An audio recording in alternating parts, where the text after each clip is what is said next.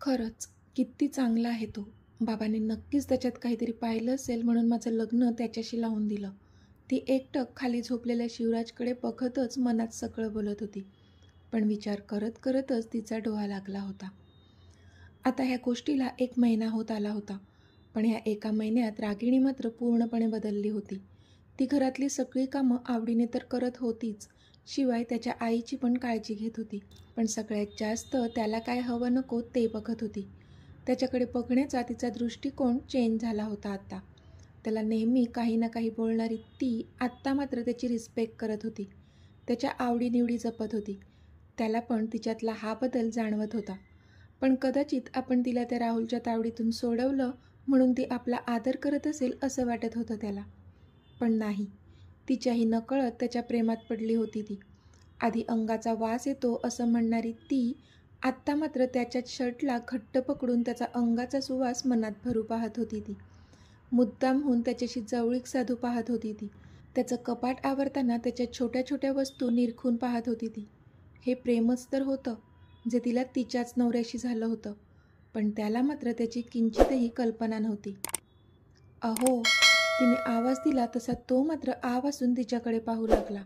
कारण नेहमी त्याला शिवराज म्हणून हाक मारणारी तिने आज चक्क त्याला अहो म्हणून हाक मारली होती. हां, तो बोलला. चालेल ना तुम्हाला मी अहो हाक मारलेली? तिने विचारलं. त्यावर त्याला तर आता चक्कर तेवढी यायची बाकी होती बास. रागिणी, तुला ह्या फॉर्मॅलिटी करायची खरंच काहीच गरज नाही आहे. तू मला शिवराज म्हणू शकतेस, तो बोलला. पण मला आवडेल तुम्हाला अहो हाक मारायला, ती लाजून बोलली तसा तो सुन्न झाला. मी अंथरूण घालतो, तो कडबडून बोलला. पण तिने त्याचा हात पकडला तसा त्याचा श्वासच थांबला. तो धडधडत्या हृदयाने तिच्याकडे पाहू लागला. तुम्ही आजवर इथेच बेडवर झोपा, ती बोलली तसा त्याला शॉकच बसला. मी? त्याने आश्चर्याने विचारलं. हो, उद्या तुम्ही समुद्रात जाणार आहात मासेमारीसाठी. पूर्ण आठवडा आपली भेट होणार नाही. प्लीज, ती बोलली. पण त्याला मात्र आता हा दुसरा धक्का होता. प्लीज, तो तिच्याकडेच बघत होता म्हणून ती पुन्हा एकदा बोलली. ठीक आहे, तो बोलला आणि बेडवर तिच्या बाजूला थोडं अंतर ठेवून झोपला तो, अगदी आपलं धडधडते हृदय घेऊन. आत्ता ह्या क्षणी त्याच्या शरीरात काय काय वादळ उठलं होतं त्याचं त्यालाच माहीत. एकतर तो तिच्यावर जीवापाड प्रेम करत होता आणि त्यात ती त्याच्या इतक्या जवळ होती. मग काय करणार होता तो बिचारा. अवस्था खूपच बिकट झाली होती त्याची. पण त्याचा श्वास तर तेव्हा घशात आला जेव्हा ती अलकत त्याच्या जवळ सरकली होती आणि तिने त्याच्या छातीवर स्वतःचं डोकं ठेवलं होतं. धक धक अजूनच वाढली त्याची, अगदी 1000च्या स्पीडने. रागिणी, त्याने अस्पष्ट तिला आवाज दिला. श्श, प्लीज, काहीच बोलू नका, मला शांत झोपू द्या तुमच्या कुशीत, ती बोलली तसे त्याने डोळे कच्च मिटले. ज्या दिवसाची वाट इतक्या वर्षांपासून आपण पाहत होतो तो दिवस आज उजाडला होता. त्याच्या एकाच डोळ्यांतून अश्रू बाहेर पडला. राज, तिने त्याला आवाज दिला तसा तो अजूनच चकित झाला. पण ती हसली. राज, ह्याच नावाने हाक मारणार मी तुम्हाला, कारण राज्य करत आहात तुम्ही माझ्या हृदयावर, ती हसून बोलली. पण त्याला मात्र आता काय रिॲक्ट व्हावं काहीच कळत नव्हतं. इतके धक्के मिळत होते त्याला आज तिच्याकडून. आवडलं नाही का तुम्हाला तुमचं नाव, तिने विचारलं. तसा तो भानावर आला आणि हसला. आवडलं, खूप जास्त आवडलं, तो हसून बोलला. राज, तिने पुन्हा त्याला आवाज दिला. तसं त्याने वळून तिच्याकडे पाहिलं. मला तुम्हाला काहीतरी सांगायचं आहे, ती बोलली. हो सांग ना, तो बोलला. तशी हसली ती. आत्ता नाही, तुम्ही जेव्हा मासेमारी करून आठवड्याने परत याल ना तेव्हा सांगेन मी, ती बोलली. काय सांगायचं आहे, आत्ताच सांग ना, त्याने विचारलं. त्याला आयडिया होती ती काय सांगेल ह्याची, कारण तिच्या कृतीतून दिसत होतं की ती पण त्याच्या प्रेमात पडली. पण आत्ता त्याला पण तिच्याच तोंडून ऐकायचं होतं. हो सांगायचं आहे, खूप स्पेशल, पण आत्ता नाही. तुम्हाला उद्या लवकर उठायचं आहे ना, तुम्ही झोपा आता. तुम्ही आठवड्याभराने याल ना घरी तेव्हा तुमच्यासाठी सरप्राईज असेल, ती लाजून बोलली. अच्छा, सरप्राईज, तो बोलला. तशी तिने होमध्ये मान हलवली. पण त्याची नजर आता तिच्या ओठांवर होती. एकटक. तशी ती पण शहारली आणि तिने तिचे डोळे बंद केले. जणू त्याला परमिशन देत होती ती तिच्या ओठांवर त्याच्या प्रेमाची मोहर उमटवण्याची. काही क्षणासाठी त्याचासुद्धा स्वतःवरचा ताबा सुटू लागला होता तिला तसं पाहून. पण नाही, सावरलं त्याने स्वतःला आणि भानावर आला तो. Good night.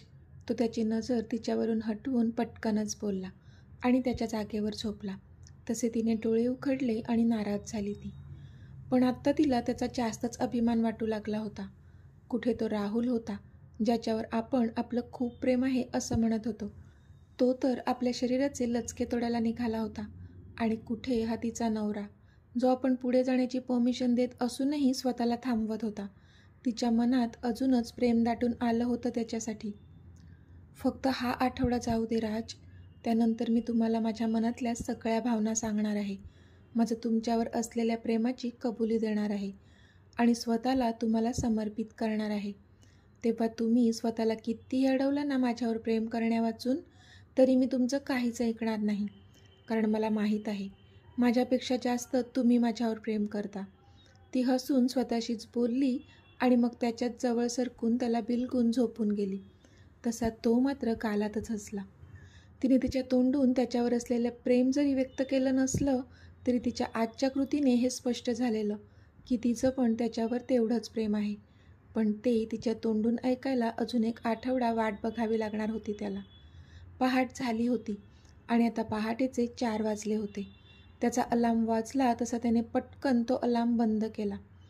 कारण एका बाजूला त्याच्या अगदी जवळ ती झोपली होती आणि तिची झोपमोड होऊ नये म्हणूनच. त्याने त्याच्या छातीवर असणारा तिचा हात अलगद बाजूला केला. तशी तिने थोडी चुळबुळ केली, पण लगेच शांत झोपली ती. तो मात्र तिच्या चेहऱ्याकडे पाहतच राहिला होता. खूपच लोभसवाणी दिसत होती ती. त्याने तिच्या चेहऱ्यावर आलेली ती एक केसांची पट अलगद बाजूला केली. तिच्या गालावर हलकेच स्वतःचे ओठ टेकवले आणि पटकन बाजूला झाला तो. रागिणी, ह्या दिवसाची किती वर्षांपासून मी वाट पाहत होतो की तू माझ्या जवळ असावी. आणि आता कदाचित तो दिवस दूर नाही की तूसुद्धा मला आपलं मानेल. तुझ्या मनातलं ऐकायला मी खूप आतुर आहे अगं. हा आठवडा खरंच जीवघेणा ठरणार आहे माझ्यासाठी. कधी हा आठवडा संपतो आणि तू मला तुझ्या मनातलं सांगते असं झालंय मला. खरं तर मनात इतकं वादळ उठलंय की आज तुला सोडून जावंसं वाटत नाहीये. पण जावं लागेल डिअर. काम आहे ते माझं. काळजी घे स्वतःची. बाय. तो तिच्या डोक्यावरून हात फिरून बोलला आणि तिथून निघून गेला. त्याची आई जागी झाली होती. आईच्या पाया पडला तो, देवाला नमस्कार केला आणि मग घराबाहेर पडला. राज, नको ना प्लीज, ती लाडात बोलत होती. असं कसं नको? काल रात्री तूच तर परमिशन दिली ना मला, मग आता नको का म्हणतेस? त्याने विचारलं. नको, मला लाज वाटते, ती डोळे मिटून बोलली. तसा तो गालात हसला. रागिणी, डर के आगे जीत है, तो एक भुवई उंच करून म्हणाला. तसं तिला हसायला आलं. मे आय? त्याने तिच्या ओठांकडे पाहत विचारलं. तसे तिने तिचे डोळे मिटले. त्याला ग्रीन सिग्नल मिळाला तसा तो तिच्यावर झुकला आणि त्याने तिच्या ओठांवर ओठ टेकून हळूवारपणे किस करू लागला तो तिला. तिच्या शरीरातून पण 400 व्होल्टचा करंट वाहू लागला होता त्याच्या ओलसर ओठांच्या स्पर्शाने. ती पण त्यांचा तो पहिला किस एन्जॉय करू लागली होती. सकाळी रागिणी उठली ती तिच्या चेहऱ्यावर स्माईल घेऊनच. पण तिने बाजूला पाहिलं तर तो नव्हता. राज, राज, ती त्याला आवाज देऊ लागली. पण तो रूममध्ये नव्हताच. म्हणजे हे गेले?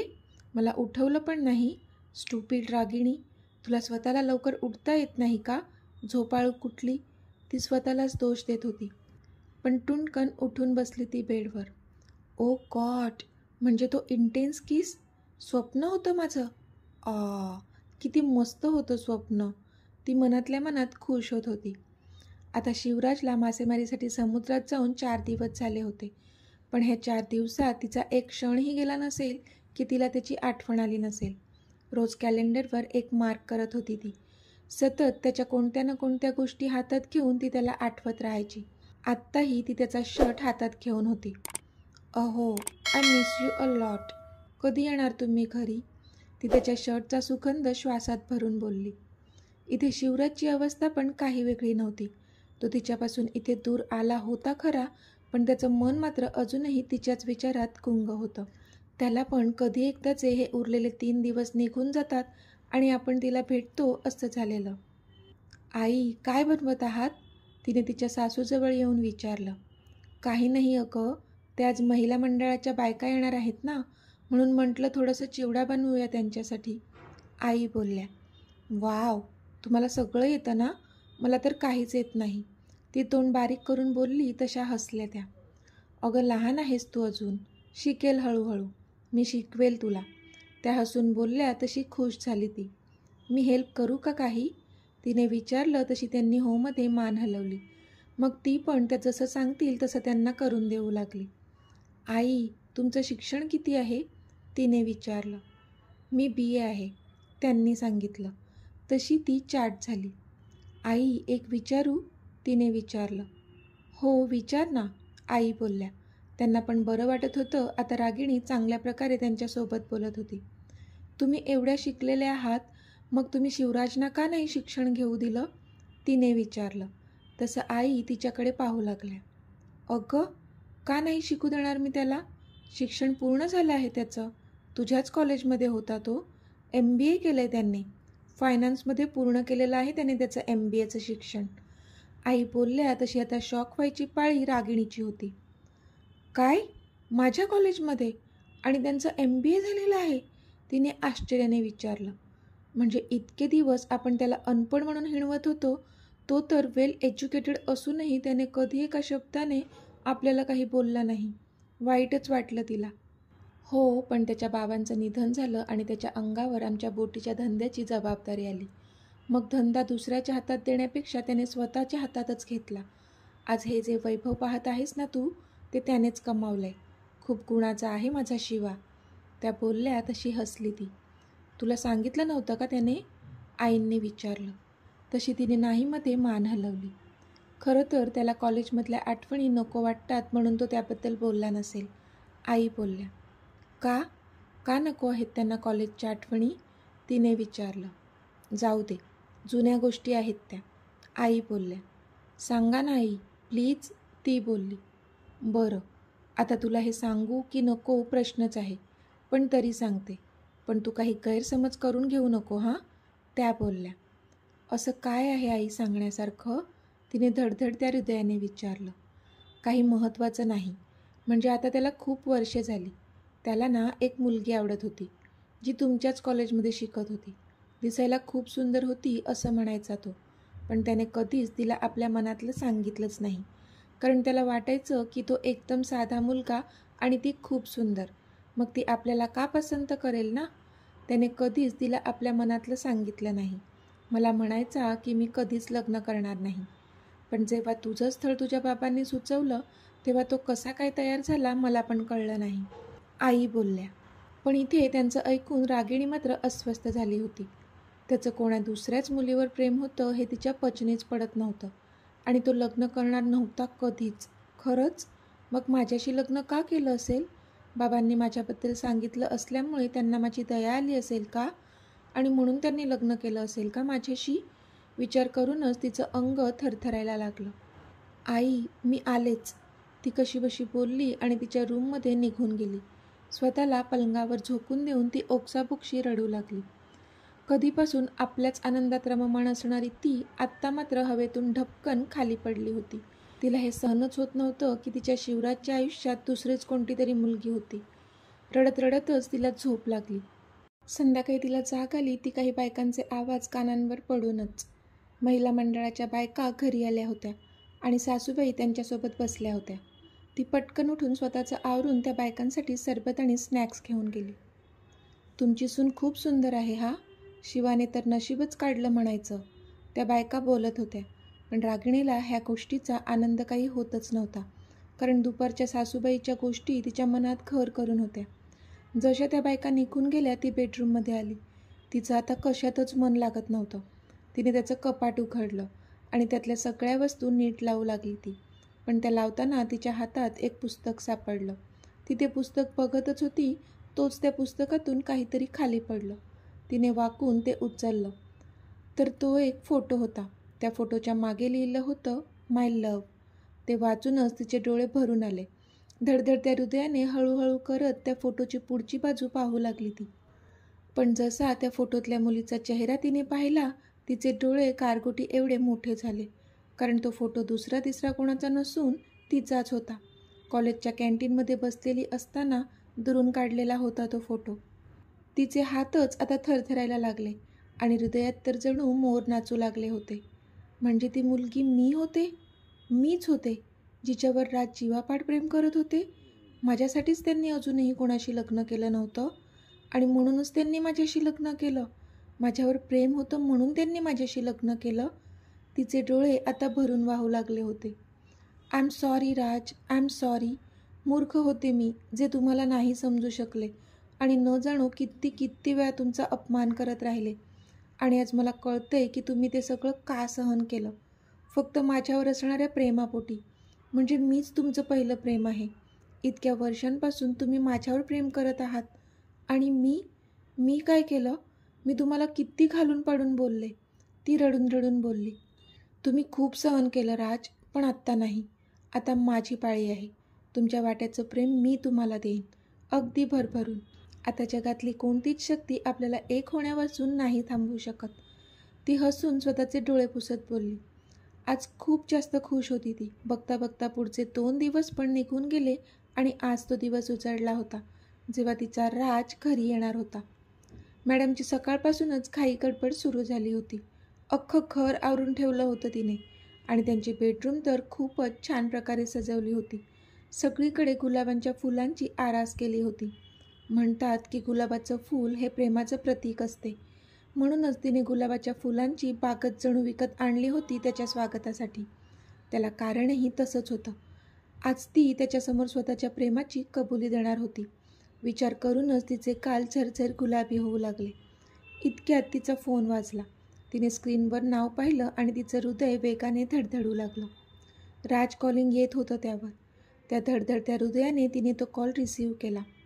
हॅलो, ती स्वतःची होणारी धडधड कंट्रोल करत बोलली. काय झालं? तू ठीक आहेस ना? तिचा आवाज त्याला कातर वाटला म्हणून त्याने विचारलं. पण ती मात्र लाजली, कारण तिच्या आवाजावरून त्याने तिची अवस्था जाणली होती. मी ठीक आहे, तुम्ही कसे आहात? तिने विचारलं. मी ठीक नाही आहे, तो बोलला. तसे तिला छातीत धस्स झालं. काय झालं तुम्हाला? तब्येत ठीक नाही आहे का? औषध घेतलं का? तिने अधीर होऊन विचारलं तसा तो तिथे गालातच हसला. रागिणी, मी ठीक नाही आहे कारण मी एक्सायटेड आहे. मला लवकर घरी येऊन तुझं सरप्राईज पाहायचं आहे. तो बोलला तशी तिला लाज दाटून आली. तुम्ही घरी या, सरप्राईज तुमची वाट पाहत आहे, ती बोलली. I miss you a lot. Did you miss मी? त्याने विचारलं तशी पुन्हा लाजली ती. तुम्हाला मिस करण्यासाठी आधी तुम्हाला विसरावं लागेल ना? ह्या 7 दिवसात एक क्षणही असा गेला नसेल ज्या क्षणात मला तुमची आठवण आली नसेल. ती बोलली तसं त्याने हसून छातीवर हात ठेवला. तिचं असं हे मधाळ बोलणं जीवाला शांत करत होतं त्याच्या. आता एक क्षणही दूर नाही जाणार तुझ्यापासून, आय प्रॉमिस, तो बोलला. तशी पुन्हा हसली ती. किती वेळ आहे अजून तुम्हाला पोहोचायला? तिने विचारलं. जास्तीत जास्त 3 तास लागतील, पण हे 3 तास पण आता नको वाटत आहेत. तो बोलला तसा तिच्या पोटात गोळा आला. लवकर या, मी वाट बघते, ती लाजून बोलली. हो, बाय, काळजी घे, तो बोलला. त्यावर तिने पण बाय बोलून फोन कट केला. पण आत्ता मात्र स्वतःच्या हृदयावर हात ठेवून वाढलेले श्वास कंट्रोल करू लागली ती. त्याचे ते प्रेमळ शब्द उत्साह निर्माण करत होते तिच्या शरीरात. ह्या आधी असं कधीच घडलं नव्हतं, जे आज ती फील करत होती. ती आत्ता तिच्या रूममध्ये गेली आणि तयार होऊ लागली. आज खूप छान तयार व्हायचं होतं तिला, फक्त त्याच्यासाठी. म्हणून थोडा जास्तीचा वेळ घेत होती ती. थोड्याच वेळात ती तयार झाली. आज तिने त्यांच्याच लग्नातला हिरवा शालू नेसला होता. थोडासा मेकअप, ओठांवर हलकी गुलाबी लिपस्टिक, डोळ्यात काजळाची रेख ओढली होती तिने. कपाळावर बरोबर 2 भुवयांच्या मधोमध लाल टिकली लावली होती. केसांची छान हेअरस्टाईल करून त्यावर गजरे माळले होते. हातात हिरवा चुडा, गळ्यात सोन्याचे सगळे दागिने घातले होते, जे तिच्या लग्नात तिच्या नवऱ्याने तिच्यासाठी बनवले होते. पण त्या सर्वांमध्ये उठून दिसत होतं ते म्हणजे तिचं ते मंगळसूत्र.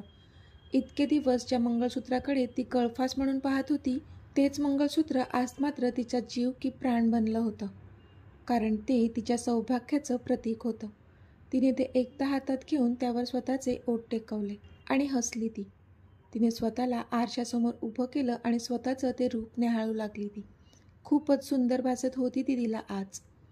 आज जेव्हा राज आपल्याला असं पाहतील तेव्हा त्यांची काय रिॲक्शन असेल विचार करूनच भयंकर लाज दाटून आली होती तिला. पण बिचारीला कुठे माहीत होतं की तिच्या नशिबात पुढे काय वाढून ठेवलं होतं. रागिणी, अगं शिवाचा फोन आला होता का तुला? असं म्हणत सासूबाई तिच्या रूममध्ये आल्या. पण तिला पाहून तर त्या जागीच थबकल्या. कारण ती कमालीची सुंदर दिसत होती. रागिणी, अगं किती सुंदर दिसतेस तू. अगदी नव्या नवरीप्रमाणे रूप आलंय तुला. त्या तिच्याजवळ जाऊन बोलल्या तशी अजूनच लाजली ती. खरं सांगू, तुमच्या लग्नात पण तू इतकी सुंदर दिसत नव्हतीस जितकी आज दिसते. तुझा चेहरा खूप वेगळा वाटतोय. त्या बोलल्या तसं तिला अजूनच कसं तरी झालं. तिला पण कळत होतं आज ती का इतकी सुंदर दिसते. कारण आज तिच्यावर त्याच्या प्रेमाची जादू जी चढली होती. थँक्यू आई, ती बोलली. अगं पण आज एवढं का तयार झाली आहेस? म्हणजे काही आहे का? त्यांनी विचारलं. नाही आई, ते असंच, ती लाजून बोलली. तसं आईंना वाटलं नवरा बायकोचं असेल काहीतरी सिक्रेट, म्हणून त्यांनी पुढे काही नाही विचारलं. बरं असू दे. मला सांग, शिवाचा कॉल आला होता का तुला? माझा लागत नाही आहे, त्यांनी विचारलं. हो, मला आला होता. ते आता पोहोचतच असतील.